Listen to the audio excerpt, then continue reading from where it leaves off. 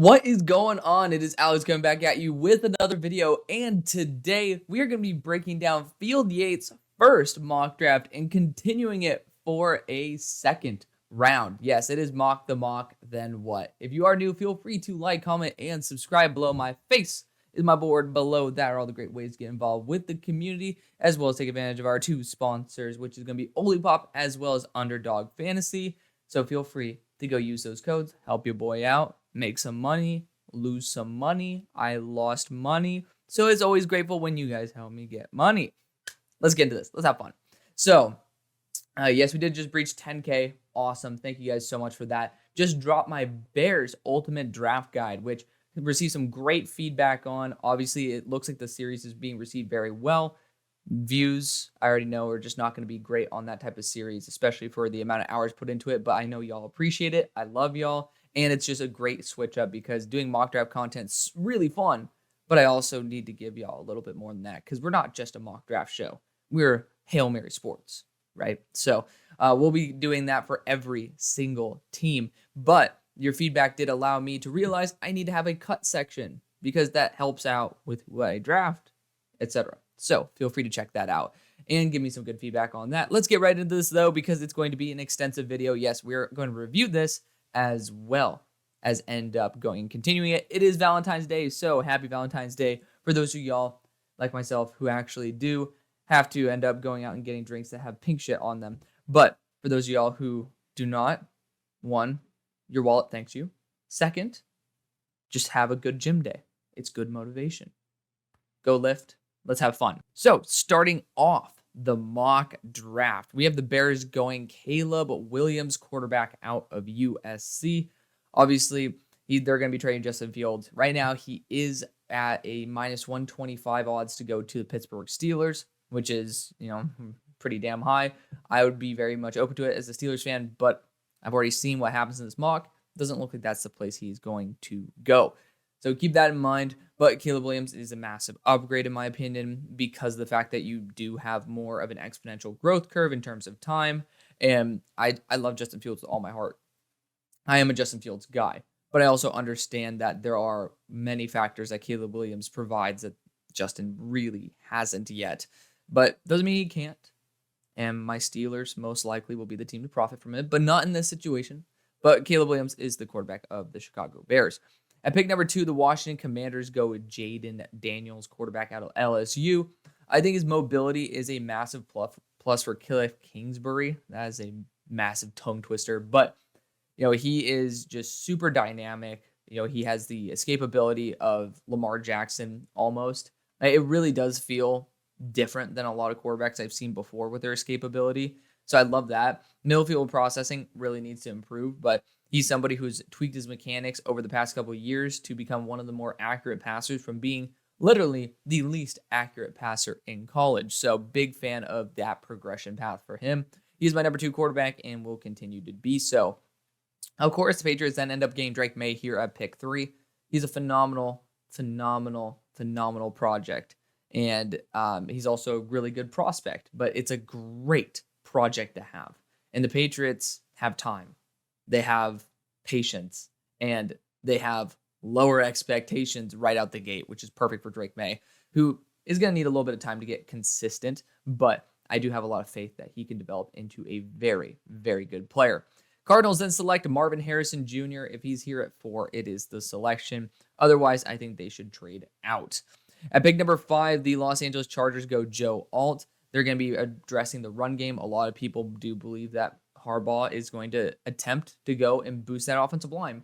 I don't blame him. I'd personally trade out of this spot and end up getting Talise Fuaga just because I like a real natural right tackle. Joe Alt obviously is going to be a left tackle. Doesn't mean he can't transition to be a very good right tackle, but my Evan Neal radar could be unfortunately picking up Joe Alt at this point because Evan Neal was someone who I absolutely adored as a left tackle and has obviously not done so well as a right tackle. Sometimes I just like going after the proven product at right tackle, and I think Talise Fuaga could be a dark horse for the tackle number 1 off the board for that very reason. He is by far the best right tackle in the class. But at pick number 6, the Giants go Malik Neighbors. He's just a super dynamic weapon, could be the first receiver off the board. Just depends on the style of receiver a team is going to be looking for. Do you want someone who's just going to be pretty much well-rounded all around? You're going to be going after Marvin Harrison Jr. You want to go after someone who could really take the top off of defense and, changes teams' game plans entirely because they cannot be close to the line of scrimmage because this guy's going to toast them deep. Go Malik Neighbors. Both of them have their respective pluses and minuses. Both of them are great. I might end up moving Malik Neighbors up because of the fact that, in the correct system, I think he could be almost as dominant as Marvin Harrison Jr., but that's obviously TBD. My board ranks players out of system because they're not in a system yet. That has some critical flaws to it, but I still love Malik Neighbors. Even though he is, 14th on my board, that does not mean I am not a fan of him in the top 10. Pick number 7, the Titans go Rome Odunze. Would love to see what tackles are going to be there at that Titans second round pick. I know they're definitely going to be looking at offensive tackle, but Rome Odunze, they do need another wide receiver for the future. D-Hop's not going to be there forever, and this is a great way to continue building upon what they've already established there in Tennessee with a very solid young group of dudes on that offense. Pick number 8, the Falcons go Dallas Turner. Feels like the shoe-in at this point. No dudes over 6.5 sacks. That's a big issue. So you're going to be getting an absolute baller in Dallas Turner, new system, and he is just going to be able to kick some butt. I love that for him. Raheem Morris obviously has had a lot of success with Byron Young, so that's why I'm perfectly fine with Dallas Turner, who is on the slightly smaller side. So, yes, you're going to be essentially getting your version of Byron Young, who is very, very successful here in Raheem Morris's defense. Pick 9 for the Bears. They go Leatu Latu. We'll see about the medicals if they check out. That's the one thing I wish we had a lot more insight into. I don't understand why that's not more public. Like, we see guys fall, and then it's like, oh, by the way, he has medical concerns. Why is that not a public thing? Like, I don't get that. Like, people should know whether a player has medical issues or not. It doesn't feel like that's something that's team specific. Maybe some doctors believe in it, some doctors don't. Like, I don't know if that might be the reason why it's not very public. Feel free to comment your own thoughts down below.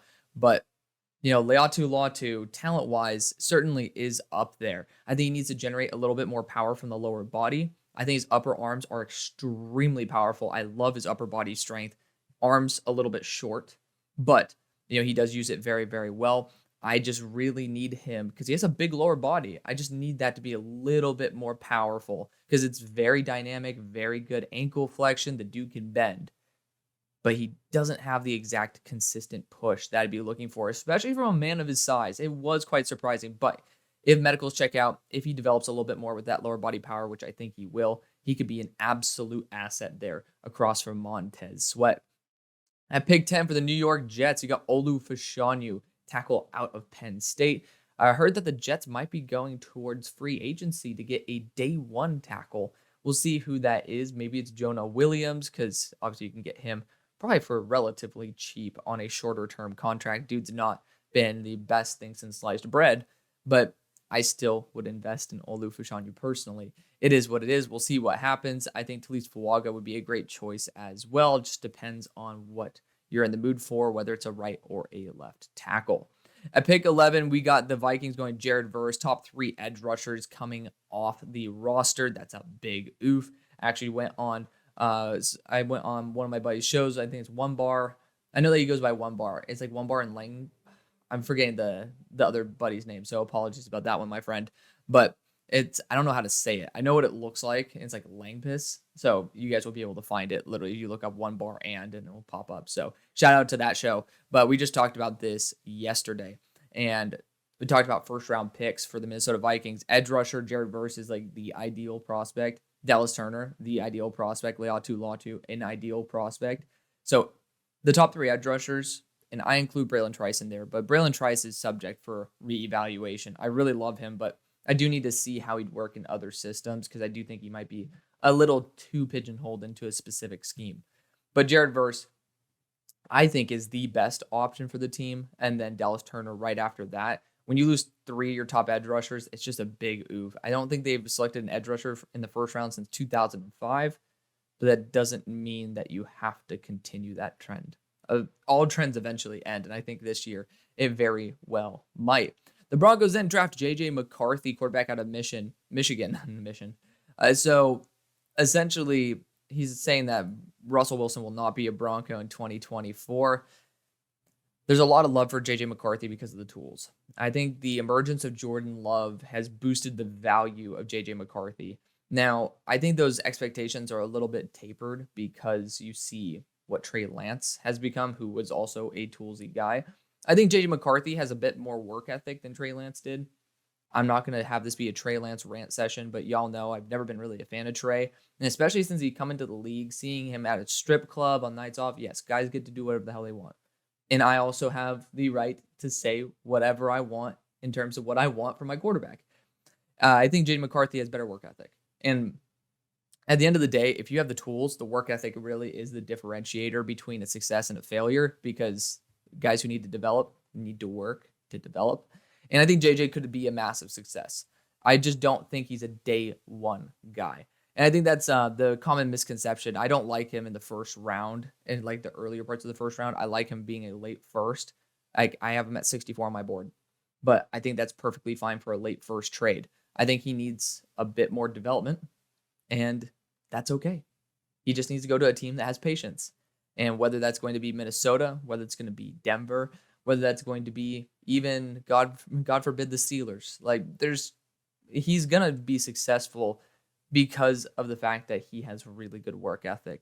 And that's why I think teams are willing to take the flack of taking him early and then reap the rewards of him developing later. So there you go. For those of y'all who think I hate J.J. McCarthy, I don't. I think there's red flags early on if he needs to start. But I think that in the long run, it will be worth it. Pick 13, Vegas Raiders, Byron Murphy II. D tackle is a position this team's been trying to fill for a very, very long time. Byron Murphy is my number one defensive interior in the class. He's a great player. Just unbelievable athlete, super young at 20 years of age. Not many guys have his true athleticism combination with production. It's not a bad pick at all. I think that a team like the Raiders kind of need to hit on a prospect, and this is going to be a guy who continues to solidify that D line, win through the trenches. I'd prefer to go after offensive line at this point. Talise Fuaga would be my choice. I think there's better options down the board for D tackle than most other positions, and that is worth it to me. But I do understand if you want to just hit on someone who could be like Aaron Donald-esque. Again, we throw that name out there just like Patrick Mahomes. Whenever we see a very, very talented defensive interior, that's the name we'll throw out. Whenever we see a really talented quarterback, we'll throw out Mahomes' name. It is what it is. So you got that explosiveness, that upside, and it's a pretty damn solid floor as well. It's not a bad pick for the Raiders by any stretch. Pick 14 for the Saints. You go Tyler Guyton here. Now, Ramchick, yeah, he's dealing with that knee injury, and it sucks right here. So it might force him to retirement. That sucks. Really does suck, because I'm like, okay, well, maybe Ryan Ramchick can last a couple more years, and then you have Guyton to replace Penning, or Fuaga to replace Penning. Hello. So there are those potential like dreams of mine that are being crushed, but it honestly makes a selection of a right tackle who might end up playing left tackle even more valuable, because Ramchick now his clock is ticking. So you might need to replace him and Penning. You need to do at least one of those. This will solve one of those. Guyton is a bit early for me. I know that he had a pretty damn solid Senior Bowl week for the amount of experience that he's had. He was known as being raw coming into the Senior Bowl, and showed out and showed that he has ups and downs still. But he showed that, especially when combined with Christian Haynes, he is ridiculously powerful, especially in the run game. Nasty combination, those two. So I would love to see maybe even the Saints in round number 2. Maybe we can pair them up, because they were a dynamic duo. But I think the other tackles have proven a lot more. So I think they'll go before Guyton. But the Saints also are not shy of taking projects and then ending up developing them into big successes. Pick 15, the Colts go Terrion Arnold over Brock Bowers. Both of them are unbelievably solid picks. Actually just went on Breaking the Juice podcast. Shout out to them. Feel free to go show them some love. And we actually talked about this pick right here. It's pretty much down to Terrion Arnold and Brock Bowers. I think that the cornerback class has some dudes there on day 2 that I do like much more than the tight ends on day 2. or the other receiving weapons. Brock Bowers is just such a freak that I would take him over Terrion Arnold. But I mean, again, this is going to still be an A or an A plus pick. It just might not be Brock Bowers, which is an A plus to A plus plus, right? Like both would be unbelievable. And Terrion Arnold, phenomenal prospect, really good field awareness, good mobility, also versatility in the slot, which is fantastic. Pick 16, the Seahawks go Brock Bowers. It's BPA at that point. This team also really loves their tight ends, and they do have a couple dudes who are up for contract. So Brock Bowers would be a big addition in Seattle, and I think he would really rock Seattle's vibe. Like I think that would be a great addition. He definitely fit the culture. I think right here Bowers would crush in this offense. Totally agree. Pick 17, the Jaguars go JPJ, Jackson Powers Johnson. I've been going Quinion Mitchell to the Jaguars, but this makes just as much sense, if not more. Balky loves his interior offensive linemen who are extremely agile, and JPJ's to a T, a bulky offensive interior. So, I'm a big fan of that one. It's a pick that I very well might be adding to my repertoire very, very soon. Bengals then go to Leeswaga. I'd cry as a Steelers fan. I'd pray that we'd trade up over him and get him, but, it is what it is. Leeswaga, fantastic player. He's friend of the show, he played on Oregon State with one of my buddies. Obviously, I got to be able to hear a little bit about his character, got to meet him there at the Senior Bowl. Fantastic guy, big fan of what he's going to do. Unfortunately, in this situation, he ends up doing it for one of my rival teams because, as y'all know, I'm a Steelers fan. Pick 19, the Rams go Quinion Mitchell. This fits the Rams to a T as well. Like, this feels almost like a lock if he is here. Like, the aggressiveness, the versatility, because he showed out at the Senior Bowl that he's not just an off-man corner or an off-zone corner. I love that for him. He's just shown the ability to play multiple defenses, multiple coverages, and that is a massive plus. He kind of essentially would be playing a Jalen Ramsey role for the Rams, which is exactly what the Rams are kind of looking for, especially since Ahkello Witherspoon is up for a contract. It could be someone who steps in. I hope they bring back Ahkello Witherspoon. I thought he did a fantastic job for the expectations that he would have. The Rams were looking like the worst team in the NFL and just acquired a couple free agents to really make that minute difference go over the top. So big fan of what happened there. Pick 20, the Steelers go Bo Nix. I personally would like to add some quarterback competition. Y'all know I like Bo Nix. He's a good quarterback. He's my number, I think, 35, 36 player on my board now. He used to be in the top 20, but, other players I fell in love with kind of pushed guys down, not because of them being worse, but because of them being just more fun, more exciting. Bo Nix, the first rep I ever saw of him at the Senior Bowl, I forgot, honestly, he was at the Senior Bowl. I saw him absolutely overthrow, just sail a ball, and awful quarterback mechanics, didn't follow through with his arm or anything. I was like, what in the hell was that? He obviously bounced back, had a much better week than that first play, but it kind of describes Bo Nix to a T. I think that you really have to see what Bo Nix you're going to be getting at the start of a game, and as the game progresses, he ends up getting in rhythm, and he ends up absolutely balling out. He'd be an addition, not a subtraction. He'd be a massive asset, not a liability for the Steelers. I think that he essentially is a better Kenny Pickett, and this would not be a bad pick. I would just prefer Justin Fields because I think Justin Fields with Arthur Smith could be a huge W. Huge W. So Bo Nix, not a bad pick at all. But, when you have Amarius Mims on the board, you could have Amarius Mims and Justin Fields. I would say that's a little bit more exciting. But, again, not a bad pick. And I know my Steelers fans wouldn't be a huge fan of it, but it makes for a cool thumbnail at least. Pick number 21, Dolphins go Fautanu or Fountaino.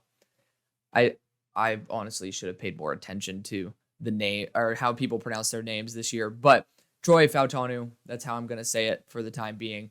I love the fact that you can have somebody who can fill in case Terron Armstead doesn't want to come back, but also somebody who's going to fill in the interior if he does and do it very well.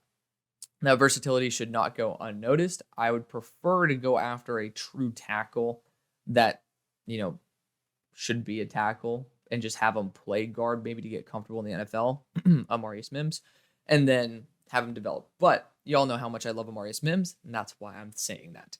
Pick 22, the Eagles go Nate Wiggins, another team that I would definitely see Amarius Mims going to, but Nate Wiggins is a phenomenal corner. someone who definitely deserves a ton of respect. Just an overall, like, he's a little bit on the lighter side, has room to grow. Young corner, great build, again, with room to grow, and very smart. I want him to get a little bit heavier and be more willing to come into the box. That's my big issue. But that is easily fixable. So Nate Wiggins would be a great pick for Philly. Pick number 23, the Houston Texans go Ennis Rakestraw Jr., one of my top corners in the class, actually my number 2 corner in the class. I think that this guy is extremely underrated because I believe people think of him not actually competing with the guys who are taken before him. Like, he's taken in the first round, so he's appreciated, but I don't think people give him the respect of actually competing with the Quinion Mitchells of the world, with the Nate Wiggins of the world. I think he really does. And personally, I think he's even better than that. He surprised me big time. I didn't expect it. I thought, Chris Abrams-Drain had more of the star-studded plays than Ennis did. When you watch every single rep of Ennis Rakestraw, it is semi-awe-inspiring to watch how fluid of a mover he is. I highly doubt that, he ends up going much higher than this in the draft because he didn't go to the Senior Bowl for a core surgery, but I think he's worth it. So there you go.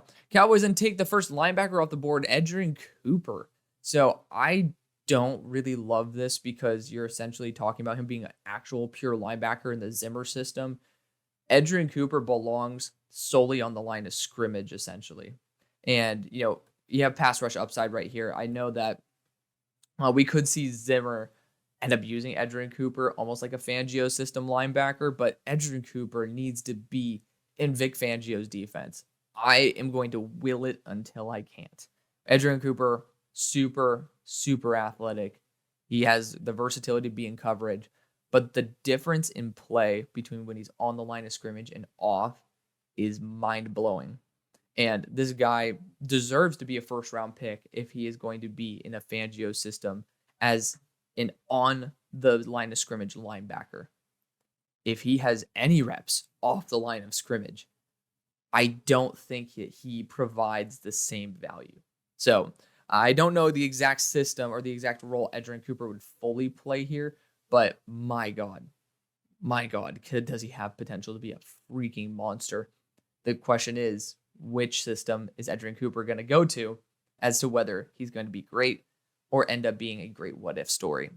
Pick number 25, we got the Packers going Cooper DeJean.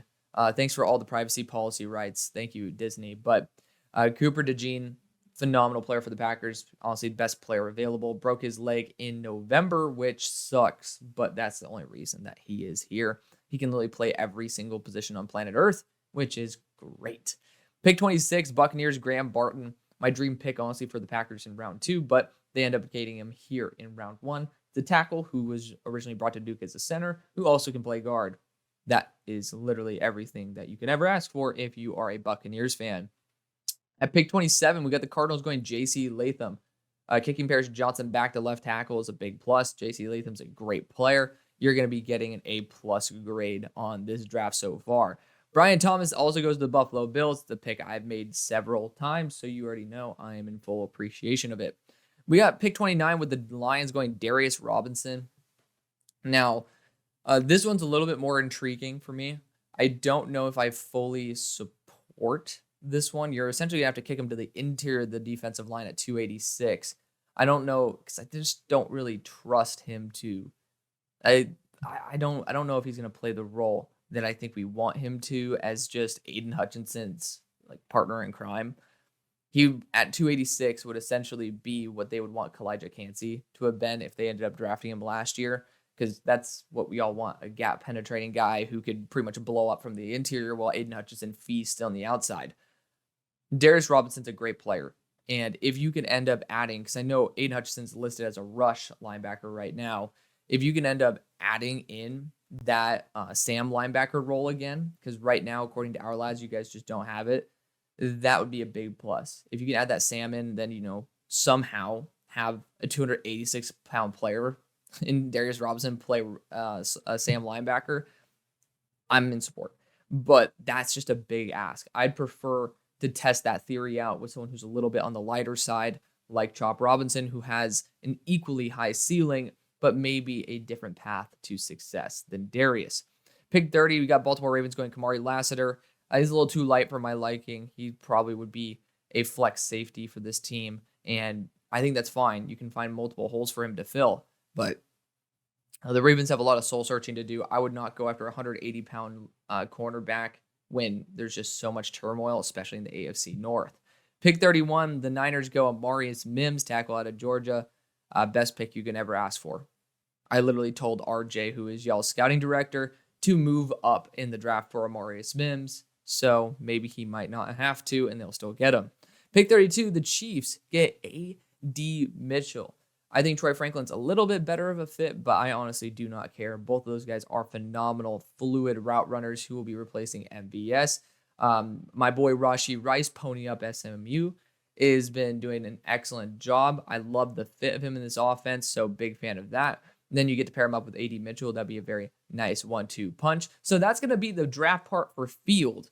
Now it's time, after I've criticized everything he's done, for me to do my part. So yes, this is fully updated as it is. Of course, like my stupidity, I ended up saying Justin Fields to the Steelers, but he'll go to another team. Obviously, they're not going to bring Justin Fields and Bo Nix on at the same time. If they brought J.J. McCarthy, then I think it could have been an interesting quarterback battle there. But at pick 33 for the Carolina Panthers, Kool-Aid McKinstry is still on the board, which is wild. But yeah, I do understand there has been a negative Kool-Aid movement. I hate to be the same guy every single week, but if Keon Coleman's here, this is just perfection for the Panthers. 6'4", 215, a true X wide receiver that you can trust and turns those 20-80 balls into 50-50. I'm not going to say 50-50 into 80-20 balls because that just isn't the case. Like great contested catch receivers have like 40%. So I'm trying to make it a little bit more realistic in the actual figures. Basically, Keon Coleman's going to open up a little bit more of a safety valve than what they actually have. At pick 34 for the New England Patriots, do we just get Kool-Aid McKinstry and pair him up with Christian Gonzalez? That'd be wild. That'd actually be insane. Edge rusher, I do think, is remotely within the grasp of the team at the moment, but offensive tackle. I mean, you got Jordan Morgan here. I think he's unfortunately played himself pretty close to being an interior offensive lineman. So I think that he's out of consideration. Kingsley's kind of done the same thing, but left tackle, right tackle versatility, proper tackle length. It's a guy that the Patriots might be willing to work with. It's a little bit early. I can see Karan Amajaje being someone they actually love as well. It's hard to pass on Troy Franklin, though. Like, you just don't get to have Troy Franklin very often. And I have a lot more faith in Troy than I do in those tackles. So there we go. Troy Franklin goes to the New England Patriots. He might be essentially a little bit bigger version of Tyquan Thornton, but you just got to throw everything you can until you get your success. Pick number 35 for the Cardinals. You have drafted a right tackle in JT Latham, as well as a wide receiver in not Kool-Aid McKinstry, but in Marvin Harrison Jr. Now we have Jerzon Newton and Kool-Aid McKinstry. Can't go wrong with this pick, right? Both of them would be absolutely outstanding picks for this team. Looking at what's going to be available, we don't even have a next pick. I'm so used to having 2 second-round picks for the Cardinals because I love to trade with them. But, like, what's more valuable? Defensive interior or corner? And I think that after having Fletcher Cox, Jordan Davis, I think Gannon really appreciates the value of a disruptive defensive interior more than a cornerback, because I think they've been able to get adequate value with corners later on. This is a massive hole that they have yet to fully address. Jerzon Newton is the pick. Pick number 36 for the Washington Commanders. Now, this is hard to pass on Kool-Aid McKinstry, but got Jayden Daniels in round number 1. I'm going to go Braylon Trice here in round number 2. He's a top 10 player for me at the moment. I do believe that he might slip a little bit. Got to get his re-eval in ASAP, but it will be done before the next mock. And pick 37 for the Chargers, got a star offensive tackle in Joe Alt in round number 1. Getting Kool-Aid McKinstry here to be your boundary corner in round number 2 ain't too shabby. Pick 38 for the Tennessee Titans, got a wide receiver in round number 1 in Rome Odunze. Here in round number 2, it's Kingsley Suamataia or Karan Amajaje. And I love Karan Amajaje with his mobility. I think he's worth spending the pick on even over Kingsley Suamataia. He's a Yale tackle that's worth a round 2 pick. Like, there's so much more development for him to have, and one of the guys who I actually really trust to develop him would be Peter Skoronsky. So we're going to have someone who's very athletic, coached up by a very talented offensive lineman, and then see what goes from there. Honestly, you can't go wrong with it. I personally would go the opposite route, go wide receiver here, and then go tackle earlier. But again, that is me. Pick 39 for the New York Giants got Malik Neighbors in round number 1. Hard to pass on Michael Penix Jr. here because he is so used to opening up an offense, but you do have a lot of competition essentially you'd have to be fighting with in order to get Michael Penix on the field. I don't think Daniel Jones would be benched immediately. I think this is a guy that, Michael's had 4 season-ending injuries. I don't even think it's 3. I think it has been 4. And he is on that older side. It's not someone that you really sit behind Daniel Jones. Like, I just don't. Maybe it isn't. It's not a bad idea. Let me clarify. It's not a bad idea. But when you do have the option of going a Kingsley Suamataia, who has been a native right tackle, who could end up actually being better than Evan Neal, it makes sense to develop him. In worst case scenario, you get an interior offensive lineman. Same thing with Jordan Morgan. And actually, I like the idea of Jordan Morgan because I think we're going to project him to be an interior offensive lineman with the hope that he could end up replacing Evan Neal. Pick number 40 for the Washington Commanders, though. 2 tackles just went off the board. Braylon Trice as well joined the team. And so we're going to grab the 3rd tackle. We're going to take all the tackles. This team needs a left or a right tackle, or a left and a right tackle, and we're going to get at least one of those spots filled right now. Green Bay Packers would have been great to get a player like Jordan Morgan because I think that would be super duper versatile. That'd be a big, big plus. Now, we got Cooper DeJean in round 1, the best possible pick for the team. Here in round number 2, I don't really see a player that is stepping. Oh, actually, this is a dark horse pick here. I know I've used that term quite a bit this week, but this is a genuine pick that could shock a lot of people. I'd probably do it at pick 57, but Dominic Pooney, he's a tackle that actually he handled being a center really damn well. And he also was a really good guard there at the Senior Bowl. This is a guy who I do think exemplifies a Green Bay Packers offensive lineman. It's a little bit too early for me right now, though. I think linebacker is another position I would be taking a peek at.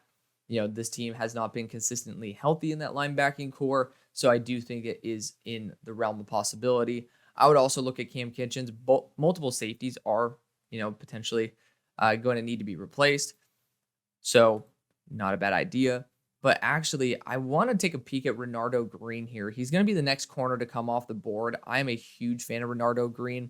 I'm going to inch it down right now. He's my number 34 player in the class. If you use this guy with some form of physicality like press, I think that his one issue, which is a little bit of change of direction, is completely taken off the board. This guy does have very good movement skills in straight lines, and it's just his big issues start-stop. But if he has his hands on a player, as long as he gets a little bit smarter with it, he's ridiculously talented. So I'm going to actually have Cooper DeJean be our star safety because I want to show a bit of love to my boy Renardo Green here out of Florida State.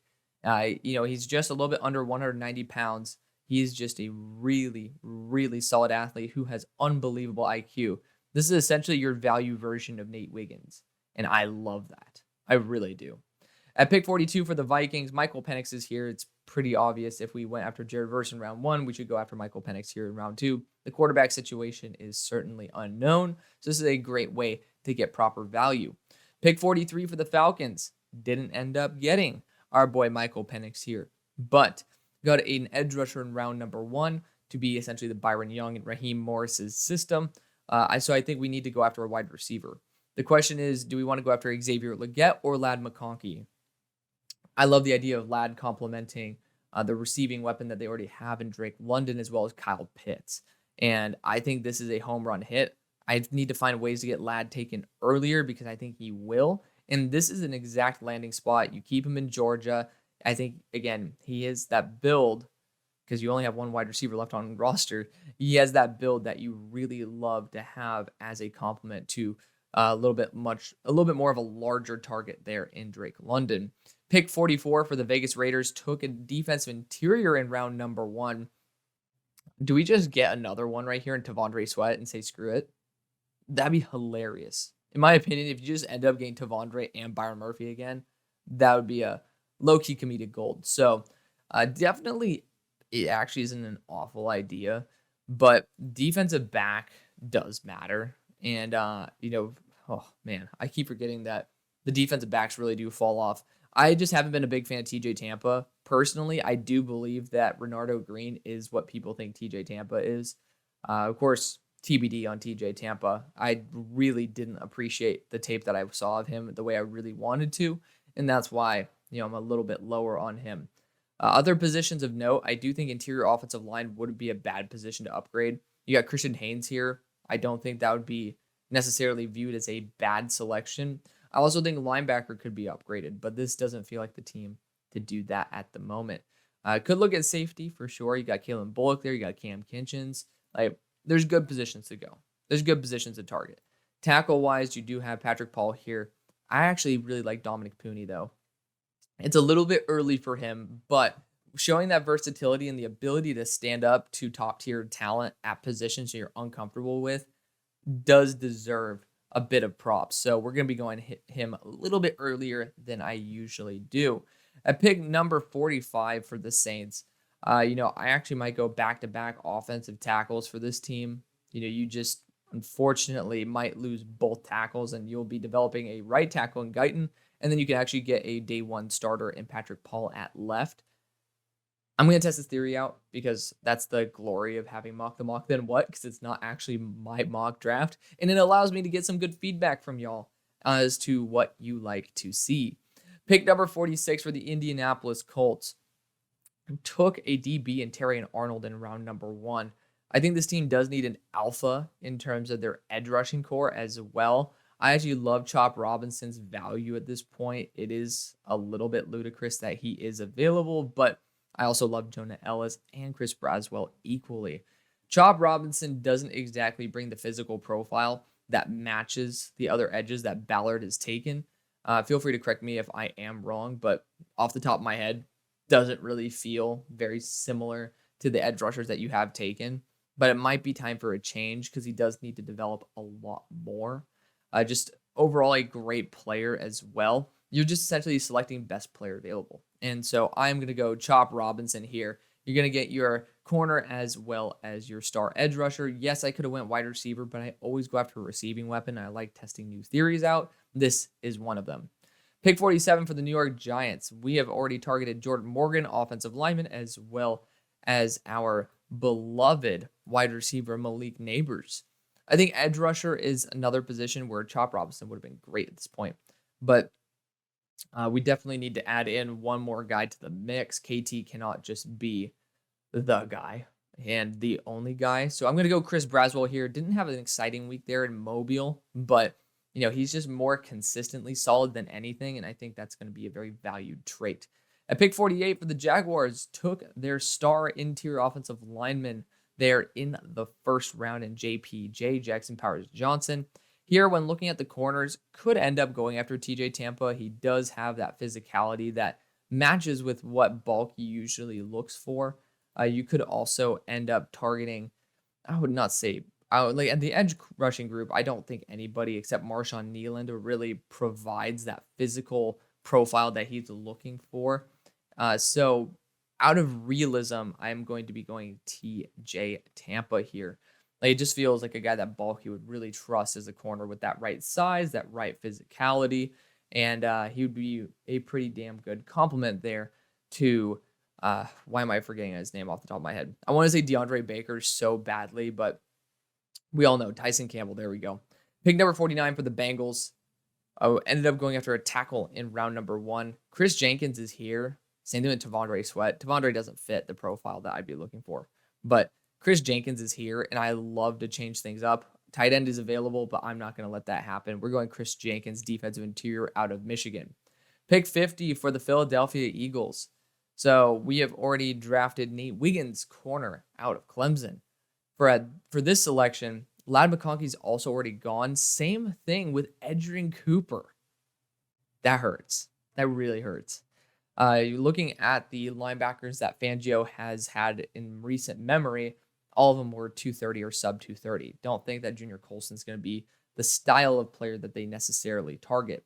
With the potential loss of Hassan Reddick, I think Jonah Ellis is a great target. You're going to want someone who has a little bit less size, maybe, but also has great motor and is going to be someone who's got an asset on the team. Also, they released his brother, so they're like, you know what? We can get a brother rivalry and be like, hey, you better than your brother? He obviously is. I like Christian Ellis, though, so not going to throws too much shade towards his brother there. We're going to go Jonah Ellis. We're going to bring another Ellis into this edge core. At pick 51 for the Rams, we're seeing some really good players fall, by the way. Ended up taking Quinyon Mitchell in round number 1. I think you could even go T'Vondre Sweat at this point because just the uniqueness of his build is very, very coveted. Offensive tackle-wise, there's nothing. There really isn't. Christian Jones is the next best bet, and I just don't know if I'm comfortable taking him right now. Quarterbacks are completely taken off the board. I honestly could see this being a linebacker selection. Edge rusher-wise, actually, Adisa is not bad. He's not bad. 255 pounds could complement Byron Young pretty damn well. I'll go with it. He is a very good edge rusher. He's not the most flashy guy in the world, but that's also what Byron Young is for. I wish I had a little bit bigger of a profile. Maybe Marshawn Nealand will be taken before Adisa, but Adisa is a very smart player. Football IQ should not be underestimated. Pick 52 for the Steelers got Bo Nix in round number 1. You got Zach Frazier here. Hard to say no to that. I want to bring up a couple other names here. Obviously, you got Cam Hart, Dwight McLaughlin. I think those guys would be great corner 2s on this team. Christian Haynes could test him out as a center, but Zach Frazier, he's going to be the pick, bottom line. But also, Junior Colson, 6'3", 250. Really damn good pick. So we're going to go Zach Frazier here. We do need a center pretty desperately. This guy, I think, is a 4-year champion in wrestling. So that's a big plus to be able to have that leverage experience. Hopefully, he can leverage that for some wins in an Arthur Smith offense. Pick 53 for the Dolphins. You got wide receivers galore here. It took Fautanu earlier in round 1. Could go Christian Haynes and just end up doubling up. Could go tight end even with, why am I tripping? Jatavian Sanders. But we're going to go Xavier Legette here. He is very athletic. You're essentially going to be looking for someone to develop, even though he's a little bit on the older side. He has a lot of developable traits. Developable traits. There we go. And, at 6'1", 220, you can't really find very solid targets like Xavier Legette every single year. And I think that should have a nice premium to it.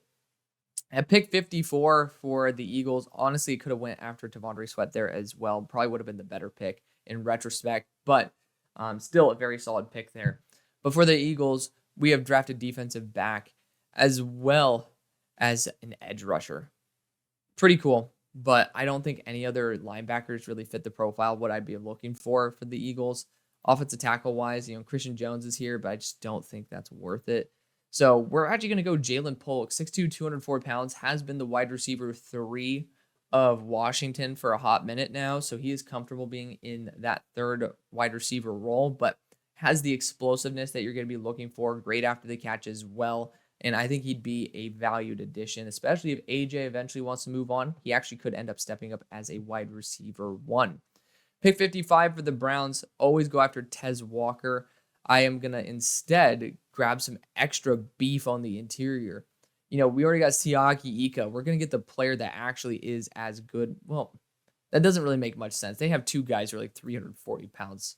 When you got Cam Kinchins on the board, I will be actually going Cam Kinchins. I like Cam Kinchins this team. At pick 56, Cowboys went after a linebacker in round number 1. I'm going to fix their mistake and actually go after T'Vondre Sweat here because they need defensive interior help. Cam Kinchins, I didn't purposely switch that, so the Cowboys got it for the record. Cam Kinchins just provides a little bit more to what they're actually looking for than T'Vondre does, since they literally just drafted what they want from T'Vondre Sweat. At pick 57 from the Green Bay Packers, we've already drafted a star. Do we get a corner for him? No, we did. We got Renardo Green. I love Renardo Green. We got Renardo Green as well as Cooper DeJean. 2 defensive backs for y'all, 1 corner and 1 who will play safety. So I think this is a prime opportunity to end up getting Devondre Campbell's replacement for the long run because he's just been unreliable in Junior Colson. Pick 58 for the Buccaneers got an interior offensive lineman in Graham Barton in round number 1. I might honestly go Christian Haynes for BPA at this point. Just there's not many guys who are better. Linebacker wise, I don't see anybody worth it. Edge rusher wise, you're pulling some strings. I'm actually going to go back. Oh, I can't go back to back, can I? I could do it. We're going to go back to back interior offensive lineman. Graham Barton's going to play center as he should. He shouldn't be a guard in the first place. And Christian Haynes will still develop to be the future at guard. Pick 59 for the Houston Texans. This is a quick one for me. Drafted a corner in round number 1. And we're going to draft a tight end here in round number 2 to replace. His name's not Jake Ferguson. I'm tripping. Y'all know what's good.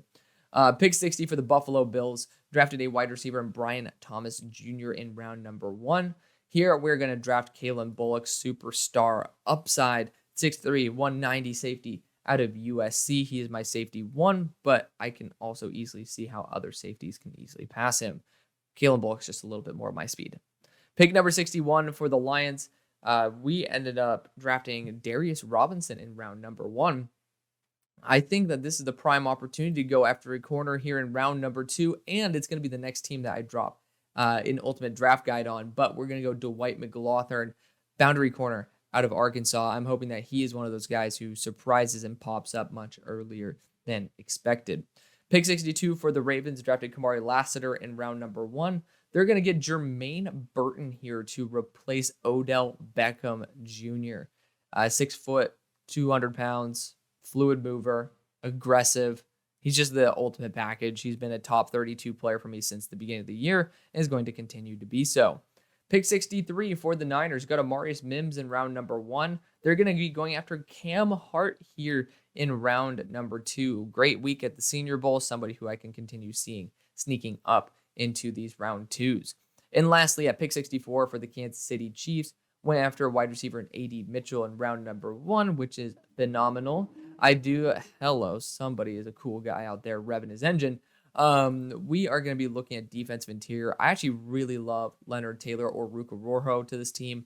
Leonard Taylor just needs to not be a nose tackle, and I think if he's in the Chris Jones role, even though I think Chris Jones will return, that will be the best possible outcome. As long as he's not a nose tackle, he will be great. So that is going to be the video. Thank you so much for watching. Showing the support that you always do. See you on the far side.